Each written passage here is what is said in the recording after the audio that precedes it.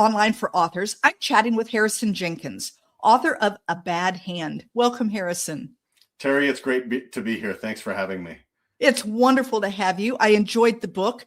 Before we dive in, though, I'd like you to give the listeners a quick little elevator pitch about what they're going to find when they open up the cover of A Bad Hand. Yeah, thanks. So A Bad Hand is a coming-of-age story about a young man who experiences a number of setbacks in his life. He feels like he's kind of a loner. And he finally gets his dream job as a bat boy at the local minor league baseball stadium. And that's all going great until he gets entangled in this Japanese mafia or Yakuza criminal underworld. And he kind of has to navigate that, and he meets new people along the way, and has a lot of interesting experiences that are probably unique to most teenagers, but certainly unique to learning more about different cultures, and I think it's a lot of fun. It was a lot of fun to write, and so I hope readers will enjoy it as well. I did like it. I liked the fact that it's got kind of a thriller vibe, but it also has the coming of age vibe. And then there's a little bit of a, sweet love story. Yeah. And it isn't quite romance because it doesn't fit the trope, but there's that love story that kind of entangles through it. And I really enjoyed that. I'm glad. When you started writing, did you have a genre in mind, or did you just say, I'm going to write, and then you get to the end and then have to figure out where it fits? Yeah, I'm glad you asked that question. I had an audience in mind. And one of the reasons why I chose to write the book was I was basically a pastor of kind of my congregation, my local congregation, the church that I belong to. And as part of that, I had the responsibility to talk to all of the young people in our congregation. Yeah. And so I would talk to the young women, and I'd say, okay, you've got 30 minutes on your hands, and you don't have dance, you don't have cheer, you don't have softball, you don't have basketball or soccer, you don't have schoolwork. What do you do? And the young women almost always would say, well, I love to read. Mm-hmm. And I would ask that same question to the young men. None of them were reading. I was like, how is this possible? I love to read. I love Tom Clancy and Lord of the Flies and all these great books that I grew up with. And these weren't like the compulsory things that I had to read as part of school, but it was just ways that I could experience other cultures and ways that I could experience fun stories and learn. And none of the young men were reading. And so I looked at my son, and, we read Holes together. We read Hatchet and some others. And he got to a certain age where he was like, not interested in reading. And I still don't know yet today whether it's because there's a supply problem or a demand problem. But I wanted to be somewhere in that mix and give young men, and certainly young women and others, a really great story to read that's fun and inspiring. So that's really where I thought about, okay, who do I want to write for? And that's where I ended up. Wonderful. I love that. And just so that our listeners understand, it is a YA book, but as an adult, I enjoyed it thoroughly. So it isn't like you have to be a teenager to enjoy the book. I think I've spoken to book clubs that kind of reflect your same kind of period of life, and they enjoyed it too. So it was actually really hard for me to pin down like what genre, but YA is kind of, again, where the primary audience was targeted. I think sometimes it is hard to pin down genres. I know that when I'm writing, I often don't have a genre in mind. I know my audience tends to be 40 plus women who are in book clubs. I mean, that's just kind of where I tend to go. Yeah. But I know the genre once I'm done writing. It's like, oh, well, that fit just nicely into women's fiction and historical, didn't it? I mean, it's like, yeah, so I understand that. It definitely, though, has that thriller vibe, of course, because you put in a Japanese mafia type thing going on, right? Yeah. Where did that idea come from? What made you say, hey, I think I'll throw in some Japanese mafia? Yeah, it's so at the time I was reading a book by Jake Adelstein. He's a former reporter for an American reporter who used to live in Japan, and he's written a lot of really authoritative nonfiction about the Yakuza. But I also, when I first started writing, I submitted a list of possible plots, really high level kind of 2 or 3 sentence things to my family members, and said, hey, I'm writing a book. Tell me which one is most interesting to you. And unanimously, they selected Minor League Bat Boy Solves a Crime.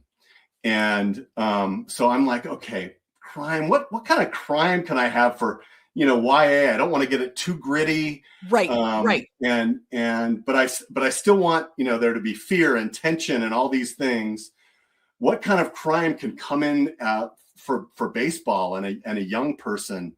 And I also had heard another story from some friends of mine relating to the Yakuza. And I thought, okay, well, there's these great Japanese baseball players that are here in the United States right now. I mean, we had one that just pitched a lights out game in the World Series for the Dodgers this last World Series. We've got Shohei Ohtani that's, he's kind of a generational superstar. And I thought, okay, there's probably a connection here where I can draw something from the Yakuza into the baseball park. So that was the connection to all of that.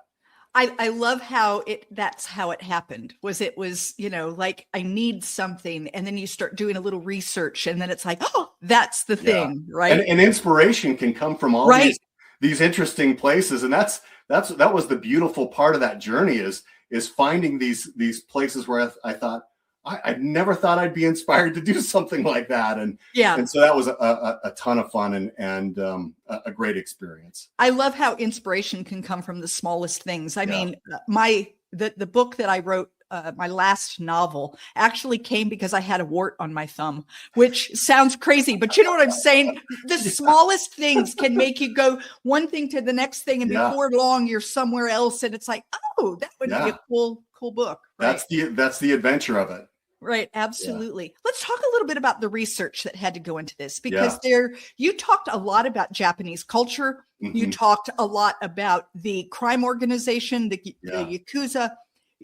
You even talked, we got to learn a little bit about things we needed to know about heart transplants. So I mean, that's a lot of different, and then baseball and how minor league baseball works.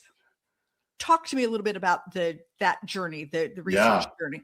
Yeah, the research came from a lot of different areas.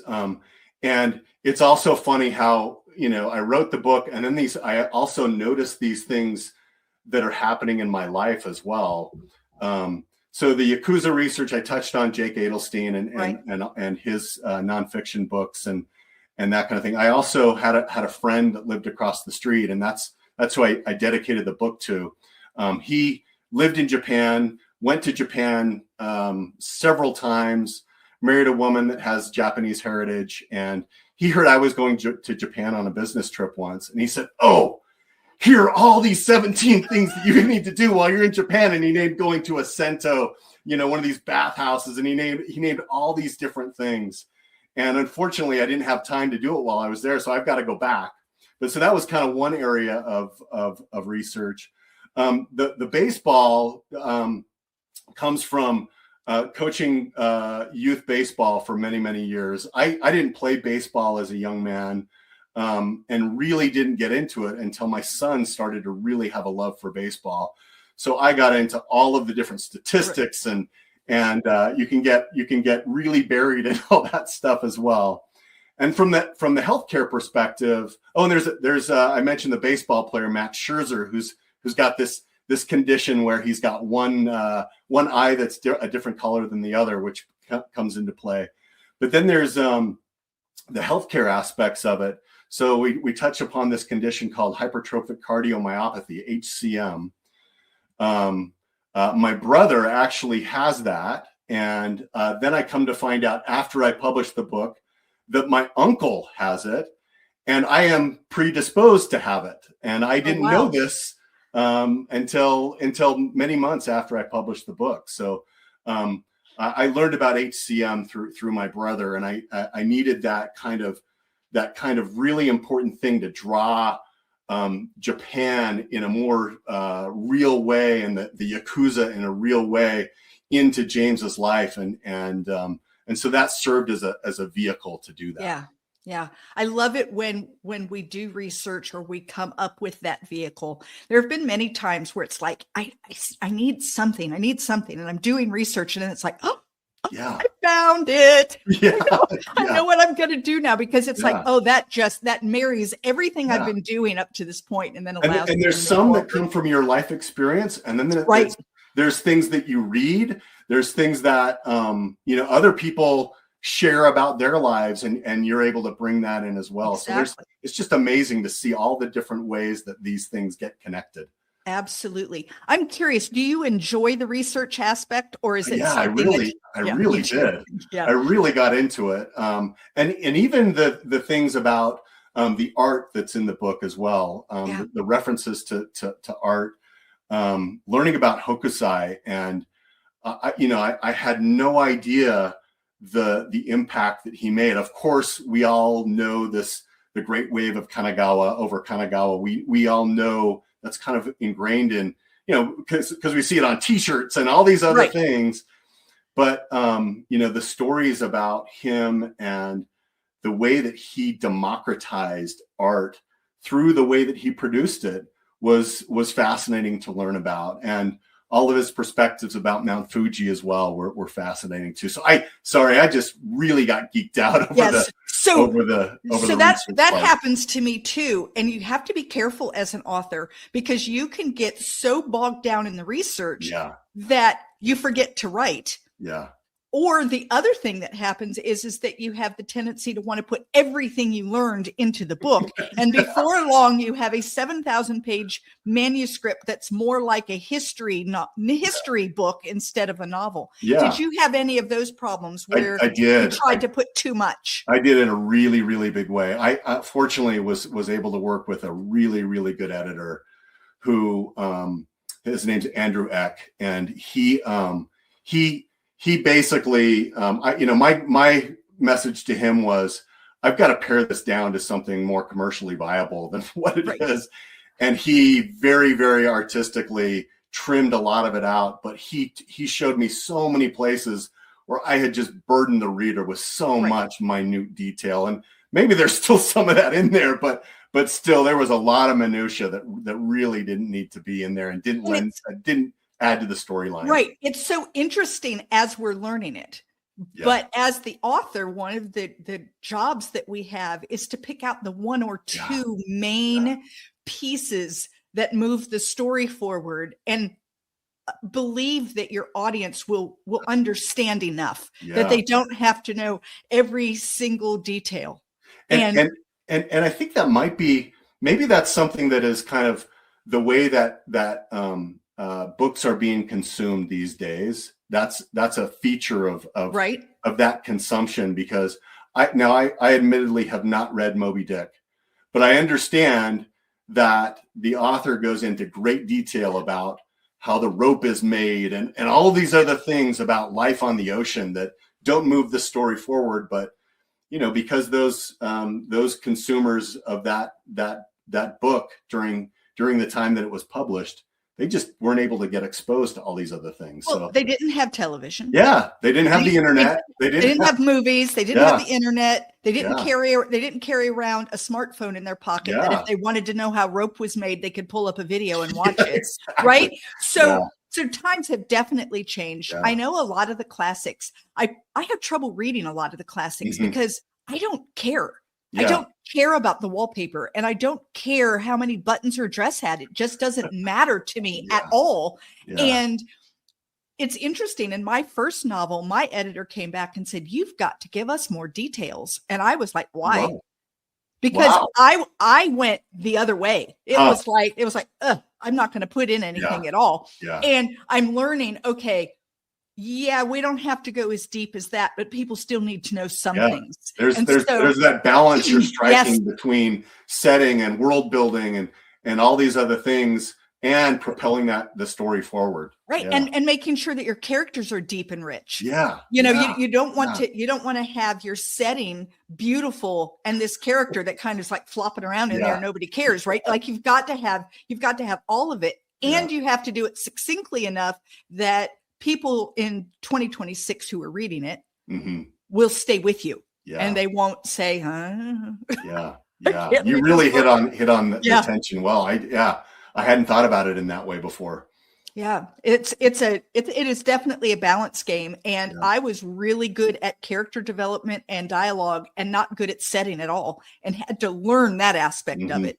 And then there are other people I know who are fabulous at the setting, and it's like, but your character needs some help. You know, I mean, it's just, and I think we all these find faithful that characters walking around in a beautiful world, right? Yes. And it's like, no, we need a little more. We need to understand them. Absolutely. Well, talking about characters, you have some varied characters. We've got old people, we've got young people, we've got teachers, we've got villains, we've got who was the hardest character for you to write? You know, I think it was probably there are two romantic interests that the main character has. The first one was the hardest to write about, Lauren. And I actually, didn't know how her story would end when I started on the writing journey. And I didn't know, I didn't know what that looked like. And it just was a hard thing for me to really kind of say, this is who she is. Here's her tensions in life. Here's what she looks like. That was probably one of the hardest. Yeah. What was the character that was the most fun? Mrs. S, the Japanese teacher. The Japanese teacher. Yeah. And I had this high school teacher, my German teacher in high school. His name was Herr Hardy, and he was, he was Mrs. S. Okay. Like in every way, except for maybe his ethnicity. It was he was an entertainer. He was so engaging. He cared about his students, and you could tell he loved his job. And I sent him a copy of the book. He passed away just a few months back, but I did get him a copy of the book before he passed, and it was fun just to re-engage with him and just thank him for having an impact on me. Wonderful. I loved that. In here, you have some themes that are tough. James's mother has some mental health issues. Yeah. Lauren has some drug addiction issues. James himself is kind of a loner and, isn't really sure what he thinks about his religion. And he's got all of these questions. Why did you choose to add those layers? Yeah. Well, I believe that kind of you have to have tension to have a story. Humanity is about how we are navigating all these different challenges in our lives, and they're unique to us, but they're probably shared by somebody else that we don't know. And so I wanted to have every character to have something that they needed, and something that they needed, some kind of barrier that they needed to get through.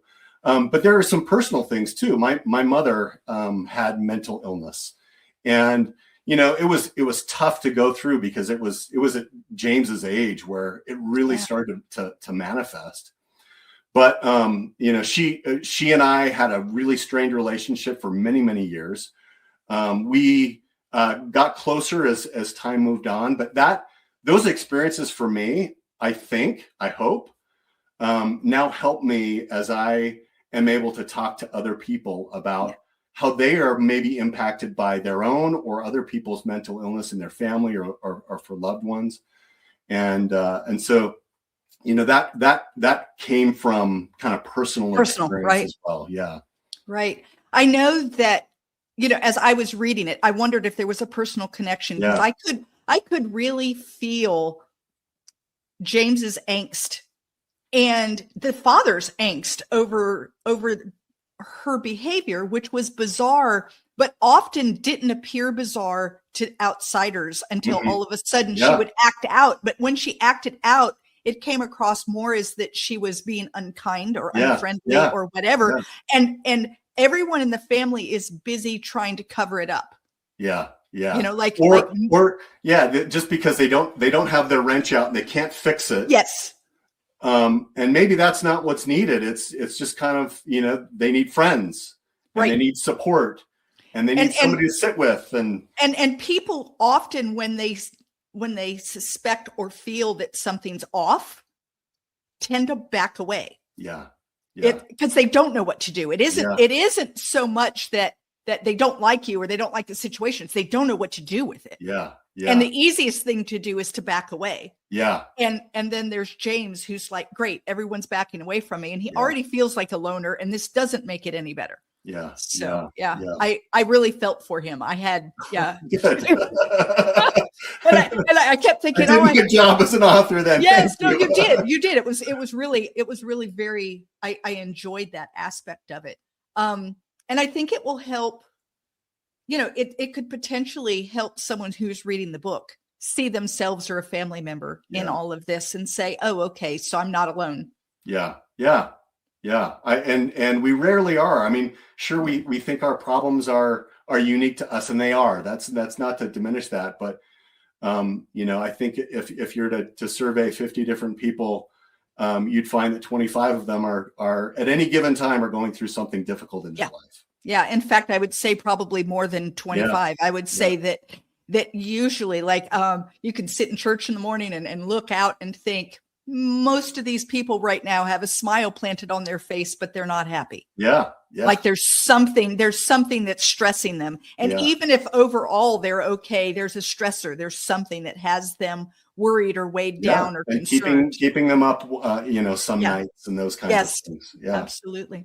I'm curious. You mentioned that you didn't know where his first love interest, where that was going to go. Do you consider yourself a pantser or a plotter? Yes. Okay, that's a good answer. Explain yourself. Yeah. Well, I got to a certain point where I had to have, and I started writing with the broad plot in mind, and I started with, here are the characters, here are the things that they're trying to achieve, here are the things that are preventing them. And then I started writing after that. So that was the kind of the planning phase. I had the framework, the kind of, the rough skeleton on it. And then I started writing. And then I got to a point where I just got over my skis, and I'm like, wow, I'm losing track of timelines. And I'm like, I got to take a step back and just understand how all these events have connected together and how they're going to move in the future. So I had to do both. It was kind of both. Okay. I am a pure pantser. I am one of those scary people that I get 60,000 words into an 80,000 word novel, and I do not know how it's going to end yet. And it gets a little frightening. And I've tried various techniques for plotting, and they don't work for me. My characters. Do you get to a point where you say, okay, it's time. I've got a fish or cut bait here. And that's how I do this. No, I keep writing. I just keep writing. And eventually, all of a sudden, I feel like I get this huge aha where I can see the end now. Yeah. And then I can't type fast enough to try to make sure I get it all in. And then I leave it alone for about a month. And then I pull it back out and I say, okay, now what do I have to do to make this okay? Because along the way, things have happened that I need to reference early on that I haven't, because I didn't know they were coming. And so I have a lot of work to do once I get that first draft out.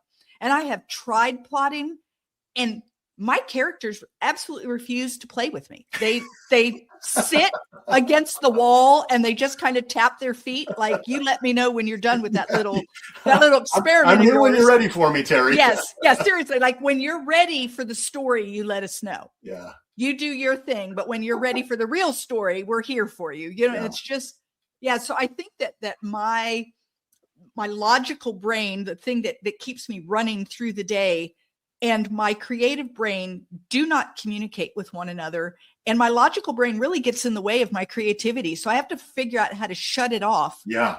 Yeah. And plot turns that logical brain on for me. It just is like, oh, we have a plot. I know where it's going. And my characters are like, sorry, we're not. We're not going to play along. No. I actually feel like I've had a character say to me, I would never do that. And it's like, but I need you to do this. And they're like, well, I'm not going to. I'm not going to. Wow. Yeah, that's so interesting, because I guess I always took it from another perspective. It's like, how do I get this person to do this in a way that's believable? Yeah. Yeah. And Whereas, instead, my characters are just saying no. saying, no, don't do this. They would always give me this permission, and eventually sometimes it would get me into trouble. So yeah, no, my characters apparently are very bullheaded, and they know where they want to go, and they're waiting for me to figure that out. So it's crazy. Yeah. Are you a daily writer? I wrote for a bad hand. I was writing every day. Sometimes like 10 hours I'd go. Yeah. Yeah. And it was, and that really surprised me. That really surprised me. I thought that I'd do 3-4 hours here and there, but I can remember, just, when I wasn't writing, I was thinking about what I was going to write and how these pieces would fit together. Yeah. That experience completely surprised me. It is interesting. When I am writing, I'll write for hours and hours and hours. And then when I'm done writing, I might not write for a week or more. Now I do think about it. I'm contemplating. I'll be out walking on the beach. I live near the ocean, and I'll be out walking on the beach, and all of a sudden it'll be like, and I'm running a scenario, and then it's like, that doesn't really work. And then so I'm doing these things, and then all of a sudden I'll think, oh, I know what needs to happen. And then when I start to write, I write and I write and I write and I write. So I tell people I'm a binge writer, a pantsing binge writer, which is really an ugly, ugly process. And I wouldn't recommend it, but it's where I am. Yeah. So. Yeah. That's where the creative magic happens for you. Apparently, it's a little scary, but there we have it. Yeah. Tell me a little bit about what you have next. I mean, I hope that this wasn't a one and done. Yeah. Thank you. I've got 2 ideas, one of which is kind of we'll call it a continuation of a bad hand. Okay. And maybe it's a, slightly better hand than it was. I don't know. Another one is historical fiction. I read a lot of historical nonfiction. And there's, I think we live in a time when there are really farly divergent viewpoints about the same event. Yeah. And how does that play in history with a 2020 hindsight? And using that there's an event particularly in the state of Utah that was really, really tragic down in southern Utah back in the I think 1860s or something like that. And revisiting that from a completely different perspective with an outsider. That's kind of what I'd like to do, to kind of maybe shed new light on that and look at it from a different perspective. So those are the two things I'm playing around with right now. Yeah. I love that idea. I love historical fiction. If I'm going to pick up a book on my own, it tends to be historical fiction. Yeah. Like that's kind of my go-to genre. And I've written quite a bit of historical fiction. So I enjoy that a lot. Would you aim your historical fiction at YA, or would it be a whole new Probably audience? Not. I think that would be something very difficult for me to do for me. And I've thought about other books to write as well. And I think, oh man, I wish somebody would write that, because I don't think I could. I think there are certain limitations on what I can do as an author and what I can't do.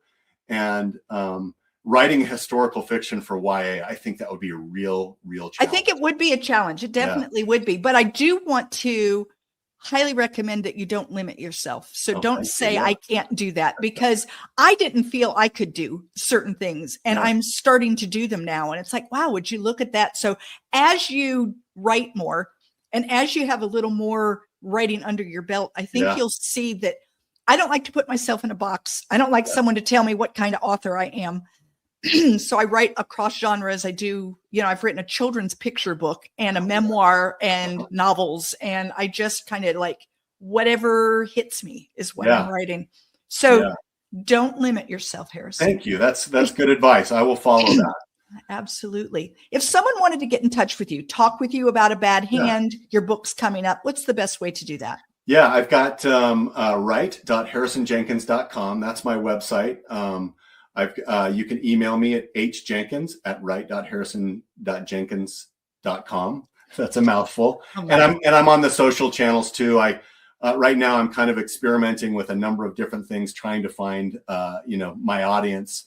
right. And so, yeah, Instagram and Facebook, I'm on those too. I don't spend a lot of time on X, but Instagram and Facebook for sure. And email is really, call me old school, but it's the easiest way to get. It is the easy. I agree. I have to agree. So guys, I'll have all of that in the show notes where you'll be able to reach out to Harrison, run out, grab yourself a copy of A Bad Hand. You're going to love it. When you do, make sure that you review it, because as authors, we love those reviews.